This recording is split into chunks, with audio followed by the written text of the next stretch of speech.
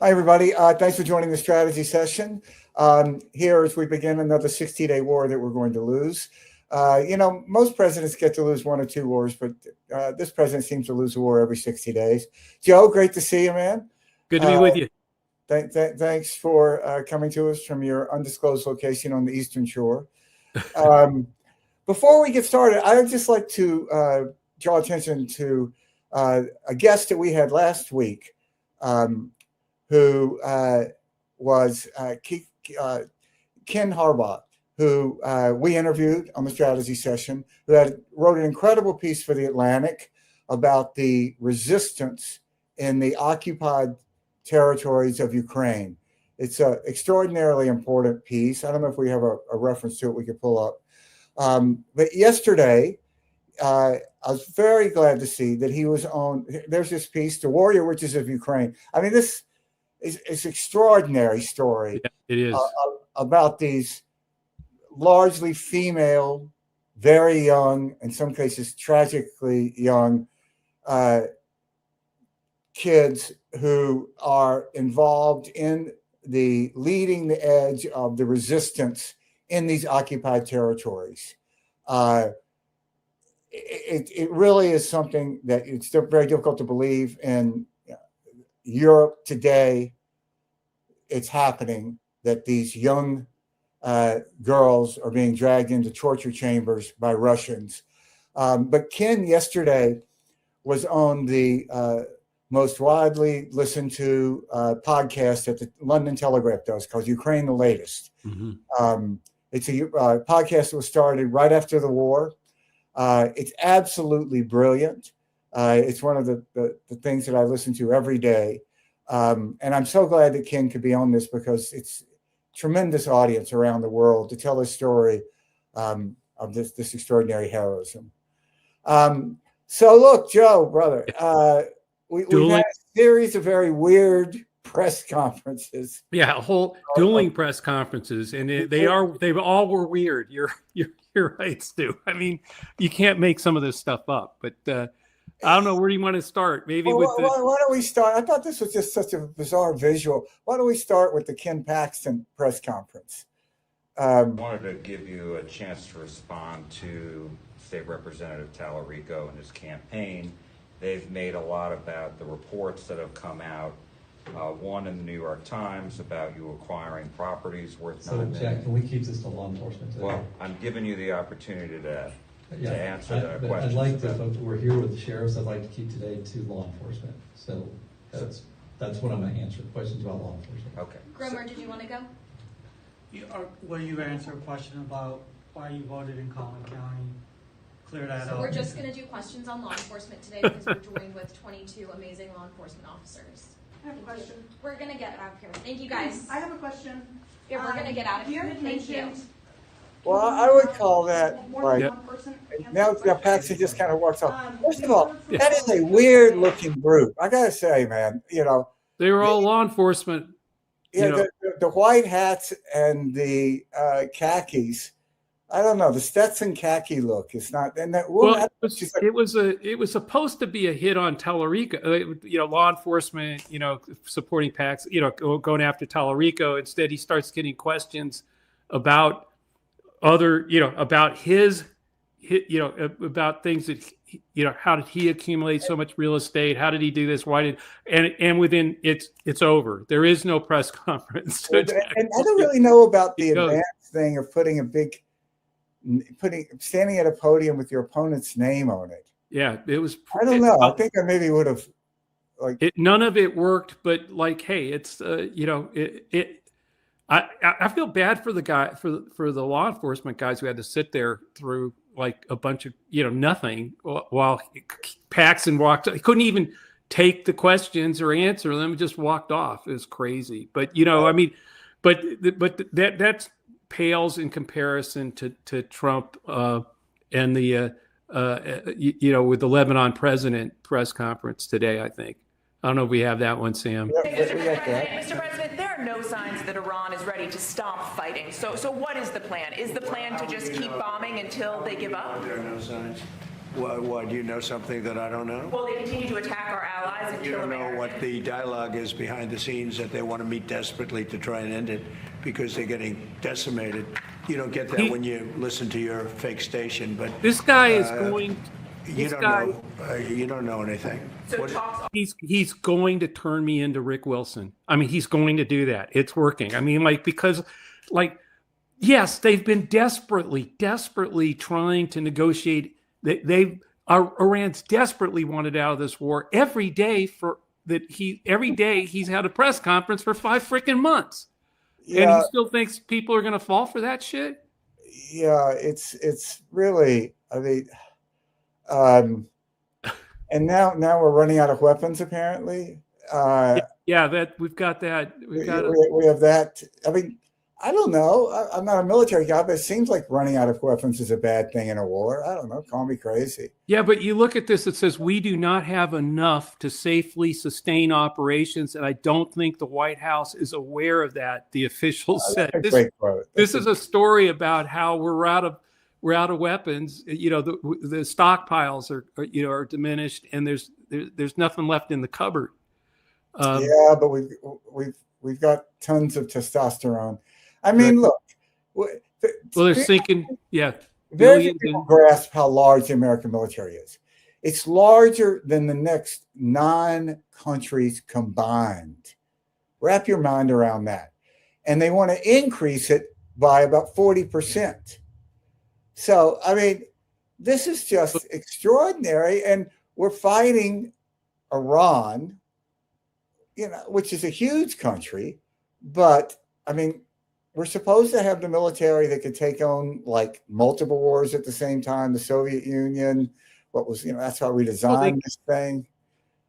They can if you put troops on the ground. That's the thing. The American military can do what they're ordered to do, and they do it well, better than any military. So if you kind of bomb an idea into oblivion, the military will continue to bomb, but you can't. We learned through many of these wars, you cannot kill an idea with bombs. You have, or when open the Strait of Hormuz by just trying to bomb them into the 14th century. That's not going to work. So yeah, there's ways out of this. I mean, never should have gotten into it, but the way out of it is to put more troops in harm's way, to spend billions more that we don't have. And in that report about the Pentagon running out of money, it stated the Pentagon claims that we've only spent 30 billion or 40 billion on this war. Nobody believes that. I mean, we're out of stockpiles, and then on top of that, it turns out today a report came out. I think it was I think I saw it on CNBC, but we'll get to that.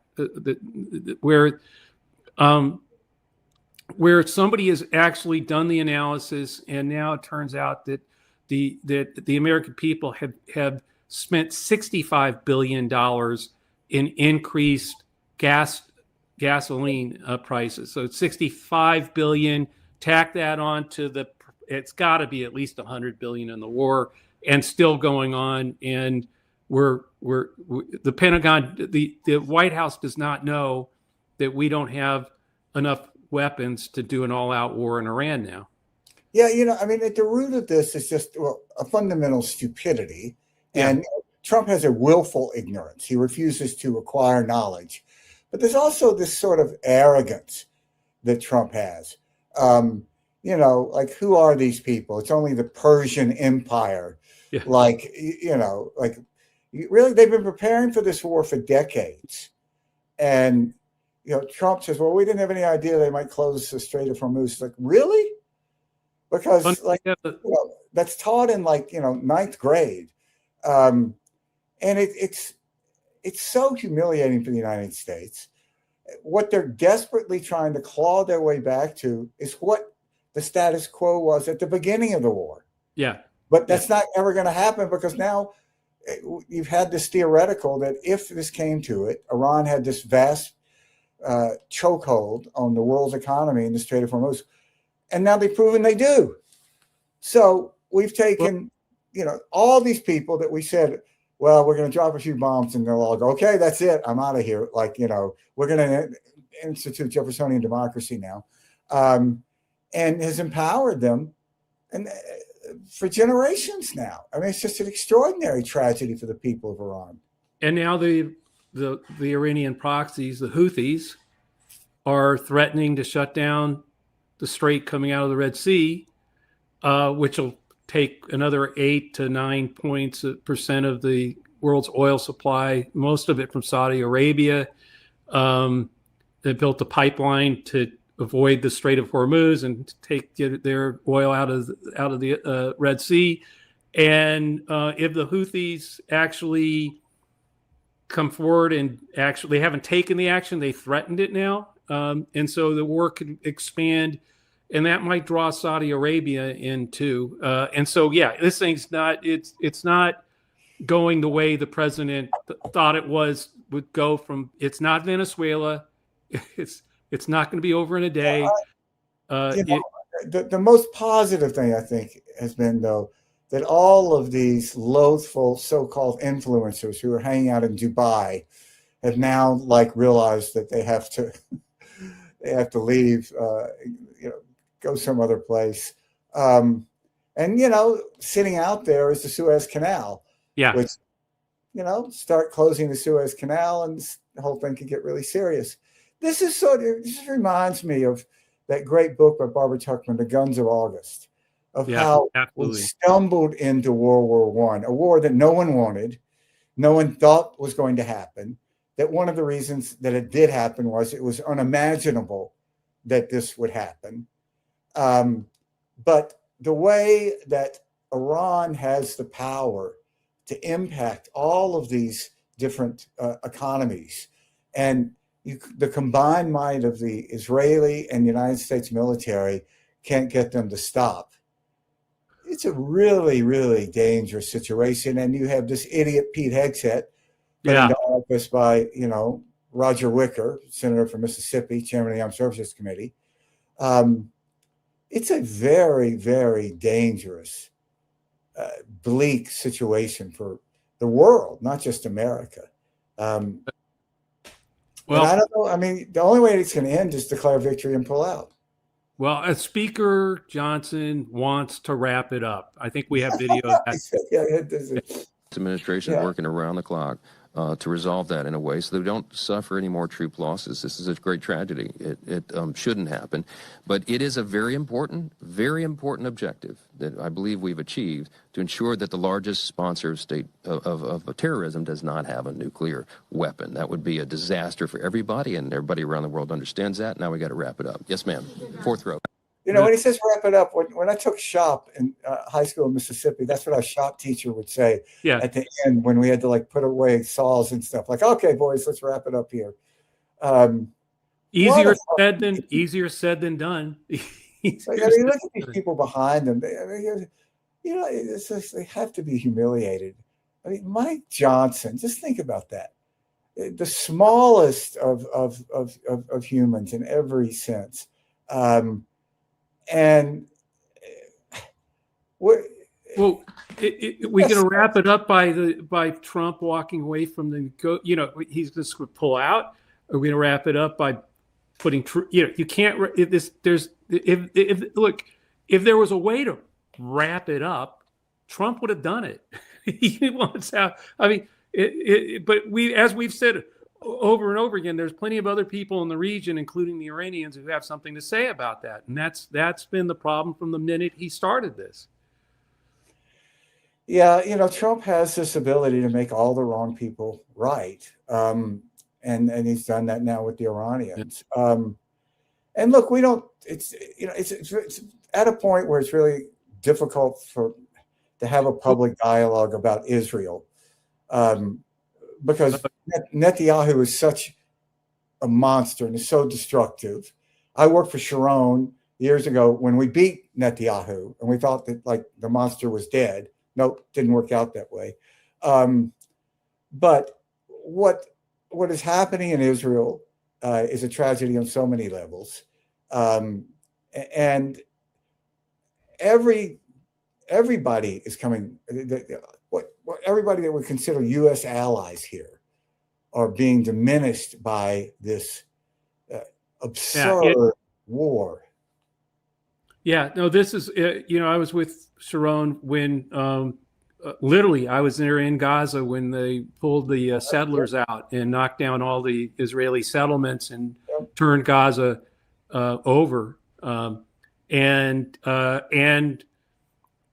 that was a lead, it was a lot like Nixon going to China kind of moment. Sharon was the only one who could do it. Yep. Yeah, he was the one guy who could do it. And I've said this before in '87 when I met Bibi Netanyahu for the first time. They put us together. He was a rising star, going to be prime minister someday. And he said in that meeting with me that, and he used the words, the final solution. He said, I'll tell you what the final solution is going to be. And he used that. And as soon as he said that, the hair on the back of my neck went up. I thought it was, incredible. Our irony is not dead moment. And then he said, the final solution will be to bulldoze them into the Jordan. And damn it, if he didn't rise up, become prime minister, and that's exactly what he's been doing and intends to do. It's clear. I mean, and so, that Trump got, I don't know, whatever happened that dragged, where Bibi was able to convince him to do this is just, I mean, this is going to be one of the most destructive things in the region in a long, long time. And God, look, gas prices are back up over $4. I mean, let's talk about how this is really impacting people in this country at a time when a lot of them are having a tough time making it. Now they're stacking tariffs again. Now Trump's going back and invoking tariffs too. We have some of that video. Expect action soon on that. Ambassador, though, the FT reports that this would be much broader than just a small number of countries. That this would be a significant expansion. Is that not right? Well, it covers 60 countries, 60, and about 99% of our trade. And that actually illustrates the scale of the problem we're facing. For years, again, the United States has had on the books this law where we prohibit the import of goods made in whole or in part with forced labor, and we enforce it rigorously. Other countries, most don't have it. Those that do, don't enforce it. The EU will say, we have a law on forced labor, and while that's true, it doesn't come into effect for another year and a half. So, like, by the terms of their own law, it's not in effect. It does cover 60 countries because it's such a prominent problem in the world. Right. Mr. Ambassador, thanks for taking all. Yeah, listen, I was up at the Canadian border today. It seems to be holding. They're not, all these Canadians are not driving their Lexuses over the border to invade. But somehow, like, we're losing a war with Iran and Canada because, like, Canada's going to win this trade war. No, because today he's announced he's raising tariffs on Canada 50%. 50%. 50%. 10% on 60 countries and 90% of our trading partners, and 50% on Canada. I mean, it's look, this is one more reason I say there is no conservative party in America. The Democratic Party is much more conservative on trade than Republican Party now. With the pro-tariffs party, we're the party that freaks out over 5 city-owned grocery stores that hadn't even opened in New York, right. And then nationalize Intel. And we're the party that wants to control what media owns what media. A sort of classic Soviet tactic. It's just government taking over any part of a company is something that you see Putin's done a lot of, and it's worked out really well for him, for Putin and his friends, but not for anybody else. Which is sort of what's happening here. Yeah, exactly.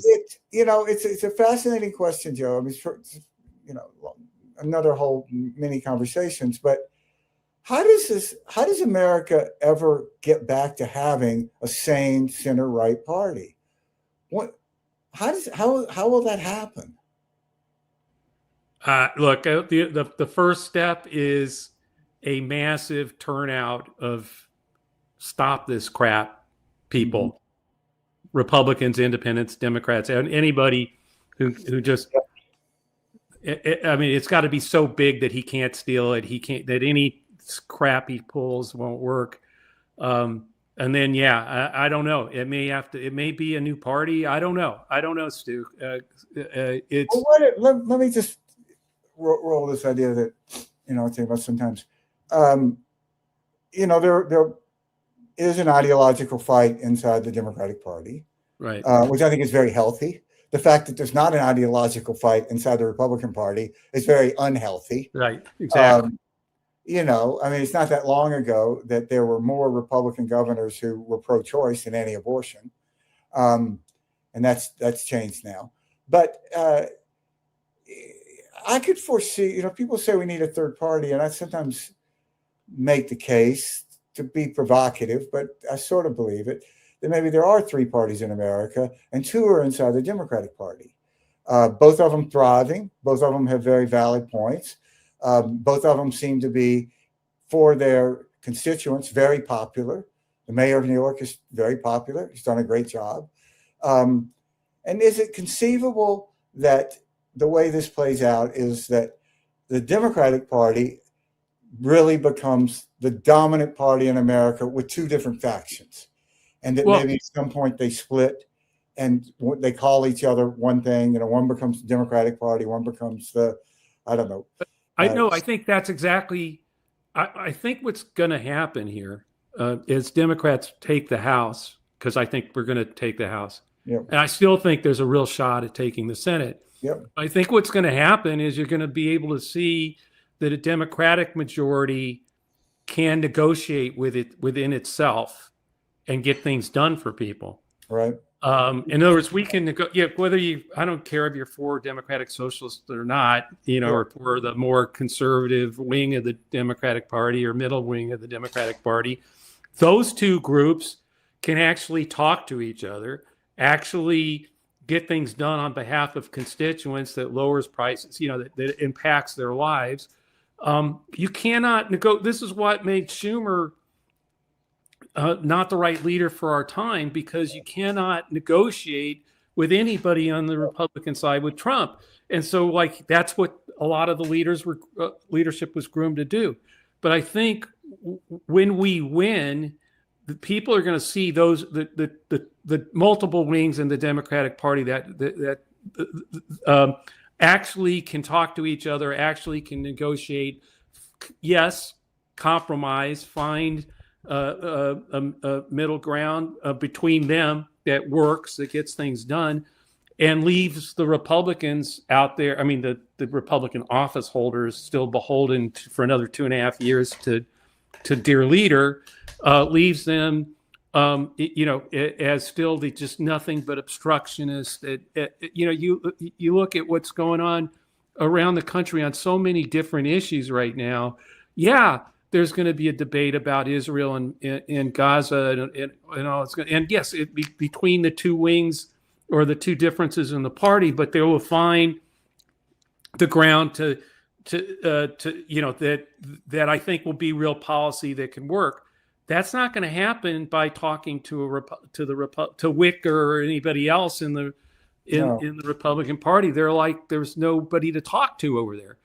And so maybe that does what you're saying. Eventually, maybe now does that end up with some moderate Republicans coming into a really big tent party that is a majority that negotiates with itself and makes things happen, or is there eventually a split? But I don't know the answer. There is a role of demographics to play in this, probably. Demographics aren't destiny until they are destiny, and they are destiny if you don't change.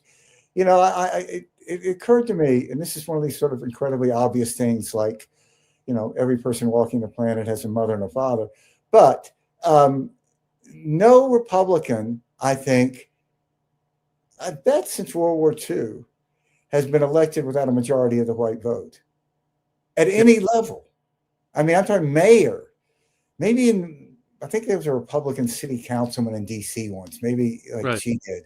She went to Middlebury. She may have gotten enough votes. But it's a white party in a country that is becoming a minority majority party. And I say again, it's the greatest failure as Republicans, in my view, that we had, and we failed at this, was not being able to expand, particularly with African Americans. Ever since Goldwater got 7%. And, you know, I don't see, at least in Bush world, we thought that was a failure.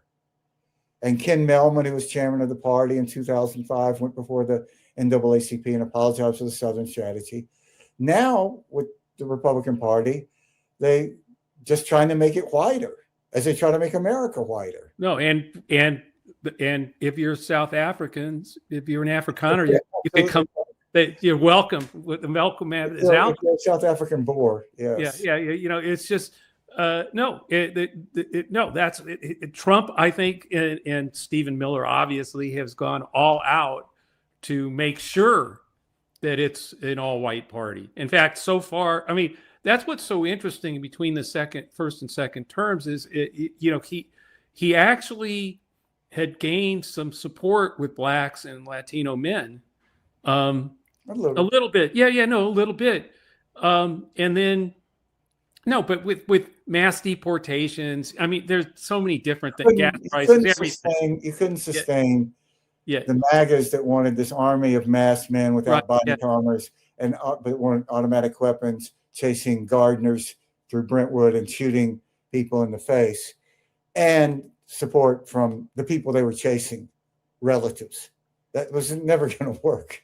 You know what I do want to ask you about, Stuart? I've really been thinking about this, that the new kind of recruitment ad for the military that has Donald Trump talking about how they'll fear us, and it ends with, you know, join war.gov. Have you seen that thing? I have, yeah.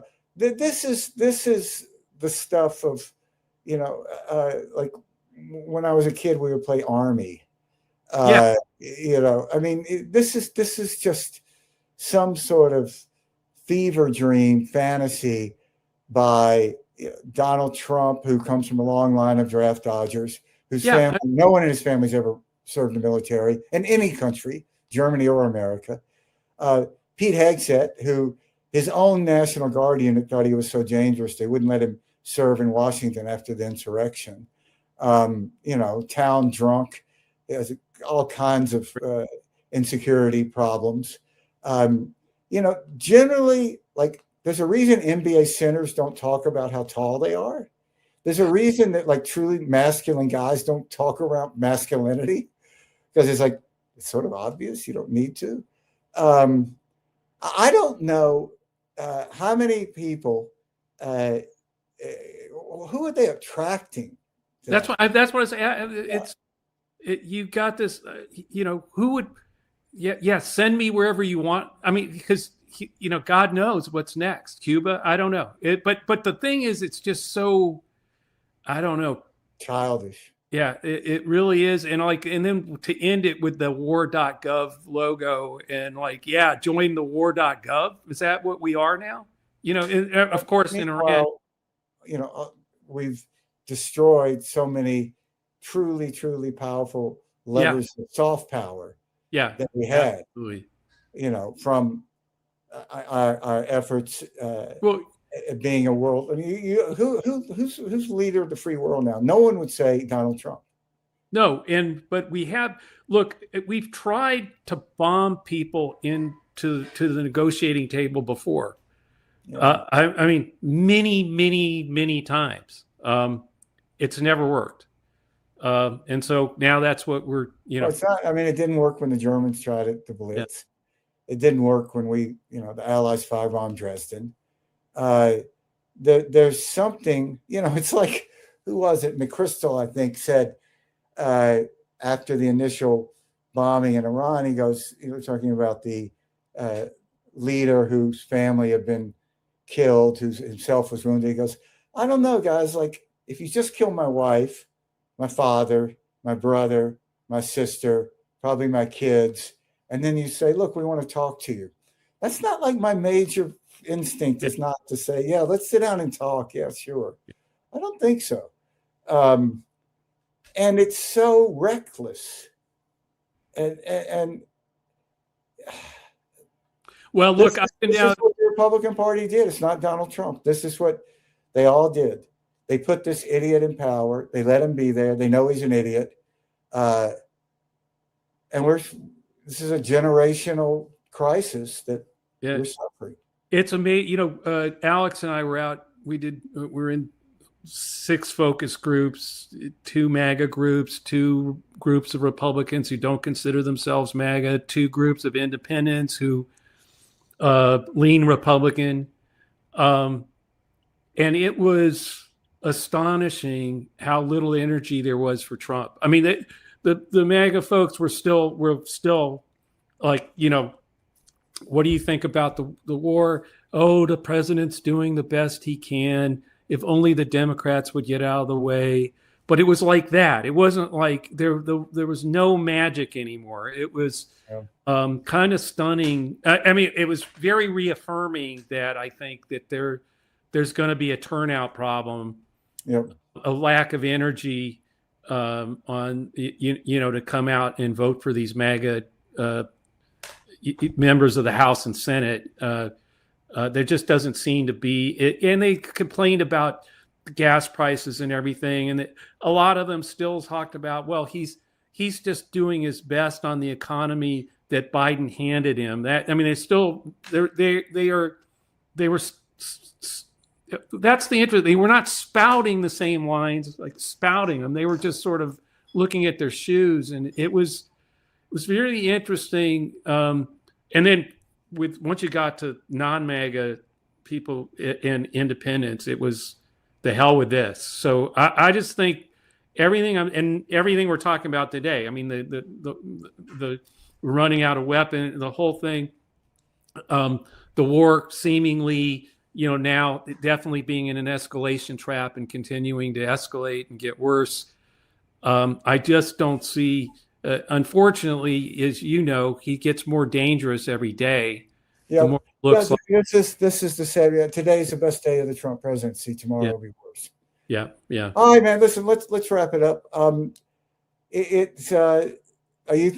One last question. How are you feeling about Maine? You think that they're going to come out of, by this time next week, they should have a nominee? Is that correct? Yeah, they'll have a nominee. I don't know who. I still don't know if it's going to be who everybody thinks is going to be the nominee. But I mean, because we don't. One of the things still is was everybody vetted? All these people ran and that are up ran for governor or something, but. We'll see if anything, changes in the next week or two. But no, I'm not worried about Maine either. I really wasn't ever worried that much about it. I mean, once Plattner got it, this isn't Biden-Harris, kind of like you don't have enough time. These people were all running for governor this entire year. And so they had their ads up. People know what their bios are. It's not the same thing at all. So I'm not. No, I think we'll see who gets it. There's obviously a front runner now, but we'll see if Jackson how that plays out. But yeah, no. I think Susan Collins wishes she was running against Plattner, and not whoever gets. That's a really good point. All right, guys. Thanks for joining us. Make sure you subscribe to Lincoln Square. As we say, it's not the billionaires who are going to save us. So if you are a billionaire and would like to help us, we'd certainly like to talk to you. Listen to Joe's mini podcast. You have that Trippi show, the two Joes. Joe's and On the Ground with Joe Trippi, where we two Joes. The other Joe is Joe Klein, who is someone who. Extraordinary talented guy. If you haven't read Primary Colors, you should. Incredible, rare talent who can write great fiction and a great journalist. And we fight all the time because he's so great. He's great too. Yeah, I love it. So thanks, and we'll see you soon. and keep fighting. All the best. Take care.